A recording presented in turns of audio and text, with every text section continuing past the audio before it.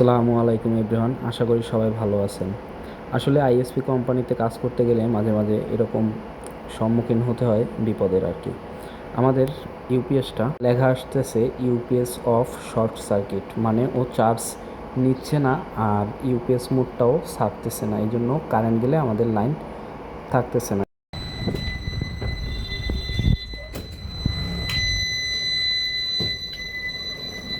Current যাওয়ার সাথে সাথে ও আর কাজ করে না, ব্যাকআপটা দিচ্ছে না, আমাদের মাইক্রোটিক ওএলটি সব ডিভাইস বন্ধ হয়ে যাচ্ছে।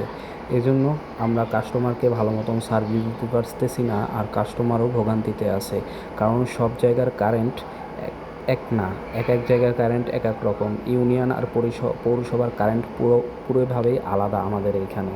এই জন্য আমাদের ইলেকট্রিশিয়ান মেস্তুরি আইপিএসটা খুলে দিচ্ছে, আর অন্য আর একটা আইপিএস ব্যাকআপ হিসেবে আমরা আজকে আমাদের এখান থেকে 7-8 কিলোমিটার দূরে একটা আইপিএসের ভালো টেকনিশিয়ান আছে, তার কাছে নিয়ে যাব। এই আমরা চলে আসলাম স্বরূপকাঠি ইন্দিরাহাটে।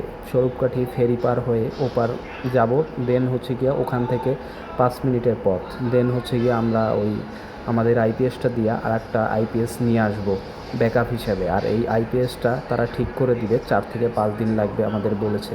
তাই এই ডিভাইসটি আমরা ওইখানে নিয়ে দিয়ে দিব আর একটা ডিভাইস নিয়ে আসবো। এজন্য আমি আর আমার এক মামা এই দুজনে মিলে আমরা চলে গেলাম স্বরূপকাঠি নদীর ওপার ইন্দিরহাটে। ওই দিন প্রচুর পরিমাণে গরম ছিল।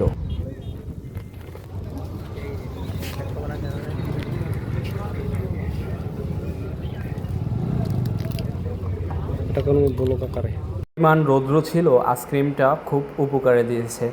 এরপরে আমরা সামনের দিক আগালাম, ফেরিও এর ভিতরে চলে আসলো ঘাটে। তারপরে ফেরি আমার নামার জন্য প্রস্তুত হয়ে নিলাম। অনেক জ্যাম ছিল এইখানে, পুরো গরমের ভিতরে সবাই আর কি চিল্লাপাল্লা করছিল, সবারই মাথা গরম ছিল।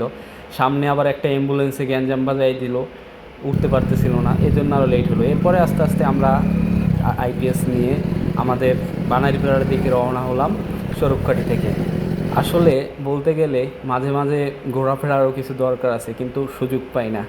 এই আইপিএসের জন্য আজকে অনেক দিন পর একটু ঘুরতে পারলাম আর কি। অনেক দিন পর ভিডিওটা একটা ব্লগ আকারে চলে আসলো আর কি। ব্লগ আকারে আমি কখনোই ভিডিও করি নাই, প্রথম। এরপরে আইপিএসটা নিয়ে আসলে আমাদের নুর ইসলাম ভাই, অভিজ্ঞ টেকনিশিয়ান, ইলেকট্রিশিয়ান আর কি, সে লাগাই দিচ্ছে খুব সুন্দরভাবে।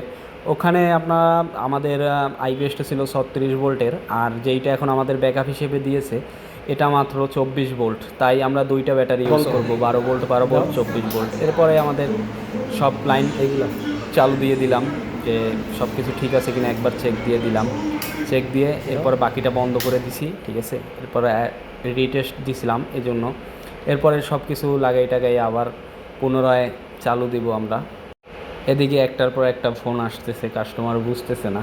আমরা আসলে আপনাদের জন্যই আর কি কষ্টগুলো করতেছি, আর আপনাদের জন্য আর কি চেষ্টা করতেছি ভালো কিছু দেওয়ার জন্য। আমাদের তো ইলেকট্রিক জিনিসে তো আর আমাদের হাত নাই। ইলেকট্রিক প্রোডাক্ট যে কোনো সময় নষ্ট হতে পারে, এগুলো নিয়ে টেনশন করে লাভ নাই। তারপরও গ্রাহক কখনো বুঝবে না। এরপরে আমরা সব কিছু সেরে তারপরে আমরা লাইন দিচ্ছি। আমাদের মাইক্রোটেক ওএলটি সিসকো সব চালু হয়ে গেল। এই আর কি আজকের ভিডিও। এই নিয়ে কিছুদিন ধইরা এরকম একটা ঝামেলা আর কি ভোগ করতেছি, যে এদিকে চার্জিংও চালু হয়ে গেল।